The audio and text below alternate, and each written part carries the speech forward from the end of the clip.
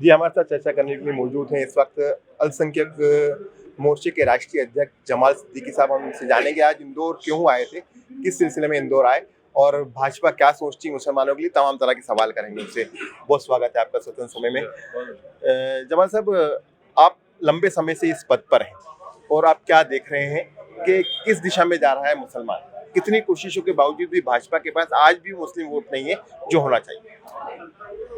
ये बात सही है कि जो हमारा मुस्लिम समाज है, जिस प्रकार से भारतीय जनता पार्टी को वोट देना चाहिए वो नहीं दे रहा है।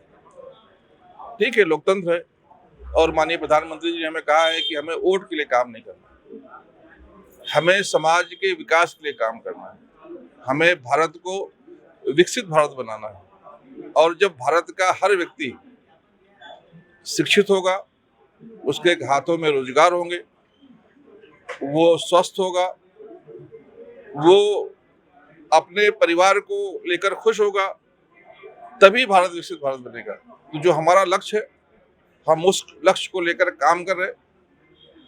क्योंकि जो मुस्लिम समाज है वो दिमाग से फैसले लेता नहीं है, वो दोस्ती भी दिल से करता है, दुश्मनी भी दिल से करता है, सारे फैसले दिल से करता है। और इसका फायदा कांग्रेस, सपा, बसपा जो विपक्षी दल है वो उठाते हैं।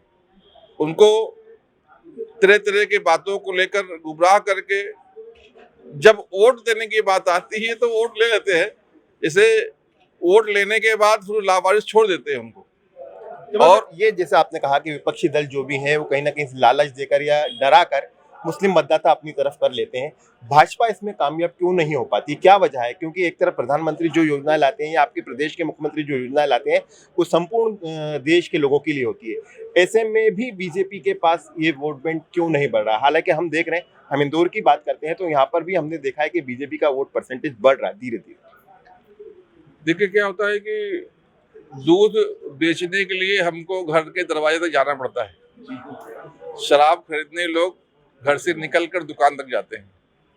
तो सच को फैलाने में थोड़ी समय लगती है, समय लगेगा, लेकिन जब लोग सच को समझ जाएंगे तो मुझे लगता है कि कांग्रेस, सपा, बसपा के पार्टियों के नेताओं को कंधा देने के लिए भी मुसलमान नहीं मिलेगा। आज भी मुसलमान कभी ये नहीं कहता है कि हमें योजनाओं में लाभ नहीं मिला। आज मैं यहाँ पर आया हूँ, आज देश में पहला ऐसा वक्फ बोर्ड बना है मध्य प्रदेश, माननीय सनावर भाई के नेतृत्व में, माननीय मुख्यमंत्री मोहन यादव जी के आशीर्वाद से, यहाँ के हमारे सभी जो नेता है उनके सपोर्ट से, कि जो बच्चे बच्चियों को स्कॉलरशिप दे रहा है।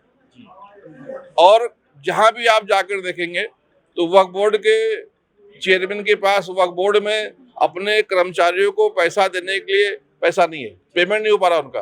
तो जिस प्रकार से शासकीय योजनाओं का लाभ मिला है, जिस प्रकार से प्रधानमंत्री आवास योजना में घर मिला है, जिस प्रकार से उनको आयुष्मान भारत कार्ड मिला है, जब कहीं बीमार होते हैं तो प्राइवेट दवाखाने में भी जाकर वो 5 लाख का जो इंश्योरेंस है उसके भरोसे इलाज करवाते हैं, सारी योजनाएं मिली हैं।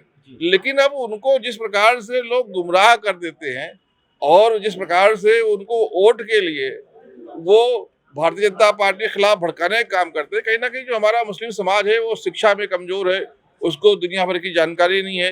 नहीं तो आप देखेंगे आप जैसे कई काबिल लोग बीजेपी में हैं, इससे पहले भी रहे हैं, कई बड़े नेता रहे हैं, आपको ऐसा नहीं लगता है कि बीजेपी मुस्लिम नेताओं को नेतृत्व नहीं देती है? आपको पद तो देती है बड़े बड़े, लेकिन नेतृत्व नहीं देती, पब्लिक में जाकर काम करने की छूट नहीं होती है। जैसे आपको विधायक नहीं बनाया जाता, सांसद नहीं बनाया जाता, सिर्फ पार्षद तक ही मुस्लिम नेता महदूद रहता है। देखिए, मैं बताऊं आपको, विधायक, सांसद तो जनता बनाती है। टिकट अफसोस ये है कि जब हम टिकट देते हैं तो हमारे जो मुस्लिम भाई हैं, जो हमारे लोग हैं, वो हमें वोट नहीं देते। तो ये जो नुकसान हमारा कर रहे हैं अपना, क्योंकि हम अब सनावर भाई अगर वक्फ बोर्ड का चेयरमैन बने तो मुस्लिम भाई की बेटियों को तो स्कॉलरशिप दे रहे। तो ये जो समझ है लोगों में, हमारे समाज में, वो कहीं ना कहीं धीरे धीरे आ रही है और बहुत परिवर्तन आया है अभी तक। जिस प्रकार से लोग अब भारतीय जनता पार्टी के करीब आए हैं, जिस प्रकार से लोग अब भारतीय जनता पार्टी से आकर शिकायत भी करने लगे हैं, ये तो पहले शिकायत भी नहीं करते थे, पहले बात भी नहीं करते थे। तो मुझे लगता है कि ये जो परिवर्तन की लहर आई है माननीय प्रधानमंत्री श्री नरेंद्र मोदी जी के प्रयासों से और खासतौर से मध्य प्रदेश में जो कार्यकर्ता है, जिस प्रकार से उन्होंने मेहनत किया है, मुझे यकीन है कि आने वाले समय में ये जो राजनीतिक पिछड़ापन है वो जरूर दूर होगा। क्योंकि जो आर्थिक पिछड़ापन था, जो शैक्षणिक पिछड़ापन था, इसको दूर करने के लिए हमारे प्रधानमंत्री श्री नरेंद्र मोदी जी ने और प्रदेश के मुख्यमंत्री श्री मोहन यादव जी ने शासकीय योजनाएं लाई, उसके माध्यम से उनको मजबूत बनाया। लेकिन जो राजनीतिक पिछड़ापन है वो हमारा समाज ही दूर कर सकता है, क्योंकि उसके लिए वोट लगता है। आप महाराष्ट्र से आते हैं और नागपुर को बिलोंग करते हैं। महाराष्ट्र में चुनाव हो रहे हैं और वहाँ पर कई सारी पार्टियां हैं, महाआघाड़ी और महायुति जैसी पार्टियां। आपको क्या लगता है कौन सा फैक्टर वहाँ पर चलने वाला है? एक नया फैक्टर आ गया है, कटोगे तो बटोगे तो, तमाम तरह के इस तरह के सेंटेंस भी सामने आ रहे हैं और एक कहते हैं जोड़ेंगे तो जीतेंगे, इस तरह की कई सारी चीजें सामने आ रही हैं। आपको क्या लगता है महाराष्ट्र की क्या स्थिति होगी आपकी बात? बिल्कुल निश्चित तौर पर इंशाल्लाह आने वाली जो 20 तारीख को वोट पड़ने वाले हैं और 23 तारीख को जो नतीजे आने वाले हैं, उसमें भारतीय जनता पार्टी का कमल और जो महायुति है उसकी सरकार फिर से बनेगी। क्योंकि महाराष्ट्र के लोगों ने देख लिया है कि जो शरद पवार जी हैं, जो उद्धव ठाकरे जी हैं और जो कांग्रेस पार्टी है, ये खुद की लड़ रही है। अपने अस्तित्व को बचाने के लिए ये लोग चुनाव लड़ रहे हैं। प्रदेश के जनता के लिए कोई ये काम नहीं करना चाहते। इसके पहले तो सरकार बनी थी उनकी, लेकिन किस प्रकार से लूट के माल को अंदर करने के झगड़े में सरकार चली गई। तो ये जो लोग जो है वहाँ पर उम्मीद लगाए बैठे हैं कि फिर से जनता उनको मौका देगी। मुझे लगता है इंशाल्लाह उनको जनता मौका नहीं देने वाली है।